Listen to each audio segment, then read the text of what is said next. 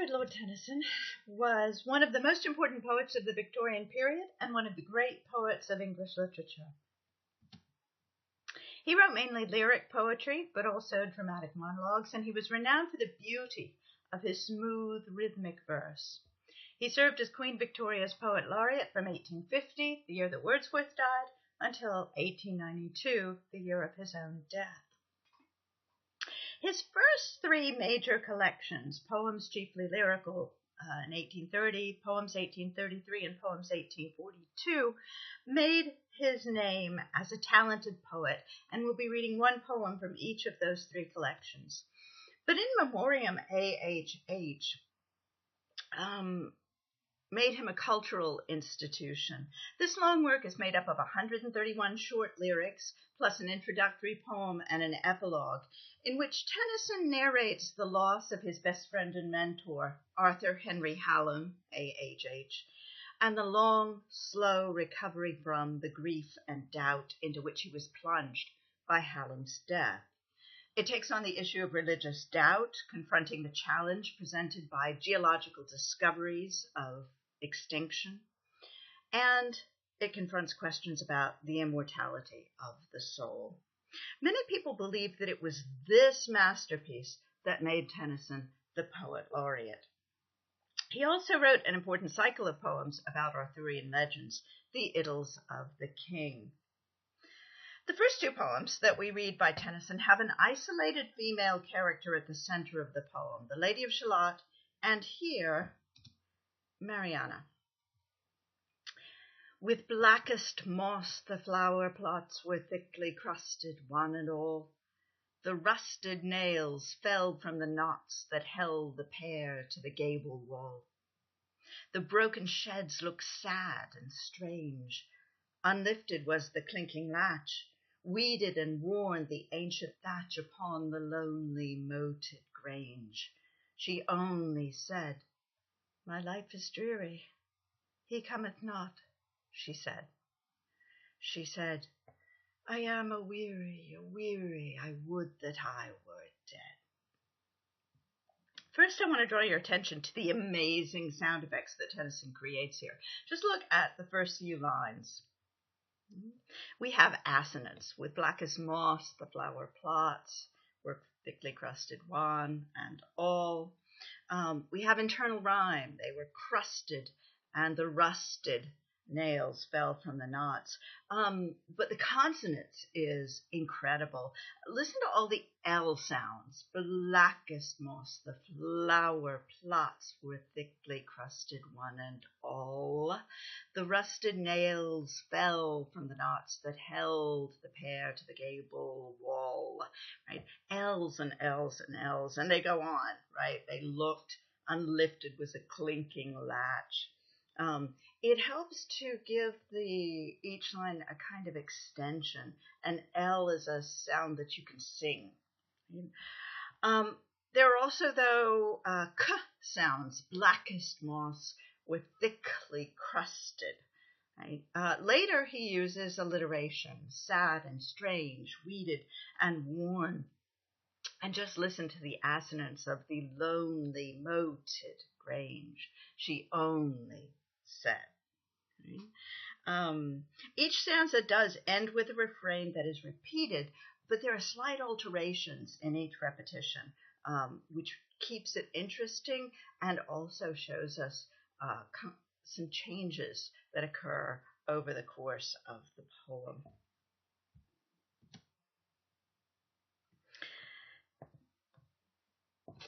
Wait, I have more. Now look for a second at how Tennyson uses imagery to create a sense of decay and despair. The nails are rusting. Moss has had time for its slow growth. Weeds are taking over. Sheds are broken. The latch is unlifted because nobody ever comes, right? That's the setting for Mariana's sad, hopeless life. Her tears fell with the dews at even. Her tears fell ere the dews were dried. She could not look on the sweet heaven, either at morn or eventide. After the flitting of the bats, when thickest dark did trance the sky, She drew her casement curtain by and glanced athwart the glooming flats. She only said, "The night is dreary, he cometh not," she said. She said, "I am aweary, I would that I were dead."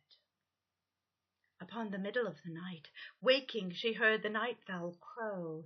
The cock sung out an hour ere light. From the dark fen the oxen's low came to her, without hope of change. In sleep she seemed to walk forlorn, till cold winds woke the grey-eyed morn about the lonely moated grange. She only said, "The day is dreary, he cometh not," she said. She said, "I am aweary, I would that I were dead." In stanza 2, she only opens her windows at night, right? She can't bear to look on the sweet heaven first thing in the morning or in the evening, but after the bats have flitted, when everything's dark, then she opens her curtains and discovers that the night is dreary. Stanza 3 is amazing for its auditory imagery. She lies in her bed awake, hearing the sounds of the night fowl crow, the cock singing out right at dawn, the oxen's low. Right? You can imagine her lying awake, listening. And then dawn comes, but it doesn't change anything. It's gray and hopeless, as the night was black and hopeless. The night is dreary, the day is dreary. About a stone cast from the wall, a sluice with blackened water slept, and o'er it many round and small the clustered marish mosses crept. Hard by, a poplar shook alway, all silver green with gnarled bark. For leagues no other tree did mark the level waste, the rounding grey. She only said, "My life is dreary, he cometh not," she said. She said, "I am aweary, I would that I were dead." And ever when the moon was low, and the shrill winds were up and away, in the white curtain to and fro she saw the gusty shadow sway. But when the moon was very low, and wild winds bound within their cell, the shadow of the poplar fell upon her bed, across her brow. She only said, "The night is dreary, he cometh not," she said. She said, "I am aweary, I would that I were dead." Tennyson here introduces the symbol of the poplar tree, the only tree growing for miles around. It embodies isolation. So it's significant that when the moon is very low, the shadow of the tree falls upon her bed and across her brow, symbolizing her sexual and psychological isolation as she waits for the lover who never comes. All day within the dreamy house, the doors upon their hinges creaked, the blue fly sung in the pane, the mouse behind the mouldering wainscot shrieked, or from the crevice peered about. Old faces glimmered through the doors, old footsteps trod the upper floors, old voices called her from without. She only said, "My life is dreary, he cometh not," she said. She said, "I am aweary, I would that I were dead." The sparrows chirrup on the roof, the slow clock ticking, and the sound which to the wooing wind aloof the poplar made, did all confound her sense. But most she loathed the hour when the thick-moted sunbeam lay athwart the chambers and the day was sloping toward his western bower. Then she said, "I am very dreary, he will not come," she said. She wept, "I am aweary, oh God, that I were dead." Extraordinary use of auditory imagery here. It's so silent that she can hear those tiny noises of the house, the hinges, the buzzing of the fly, the mouse in the wall. And in the next stanza, it's the sound of the sparrow on the roof, the clock ticking as her life passes away, and the wind in that symbolic poplar, that's what you can hear. In stanza 6, she also seems to hallucinate in her isolation, memories haunting her, old faces, old footsteps, old voices.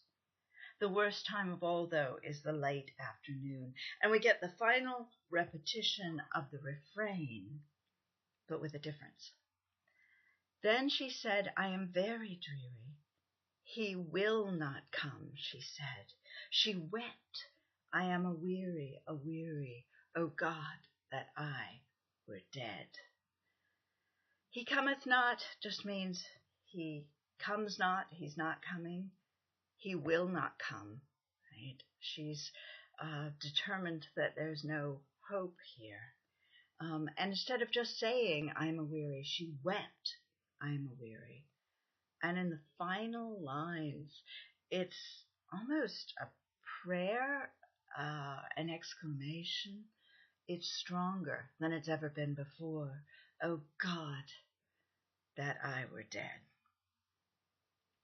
Tennyson creates a powerful picture here of stagnation and hopelessness, not only describing it for us, but making us experience something of Mariana's lonely despair. Tennyson himself suffered major bouts of depression, and Mariana's feelings, I think, mirror that depression. Tennyson may have been working from his own experience to create this poem. The other poem with a woman at its center is The Lady of Shalott. Here Tennyson draws upon an Arthurian legend to create another poem about isolation. I want to emphasize here that in neither case is this that positive romantic value of solitude, right? That's a good thing. This isolation is involuntary and painful. In this poem, many people have seen the Lady of Shalott as representing the isolated artist, weaving her beautiful life-like tapestry, but cut off from life itself. Once again, they have seen Tennyson writing some of his own concerns and emotions through his female characters.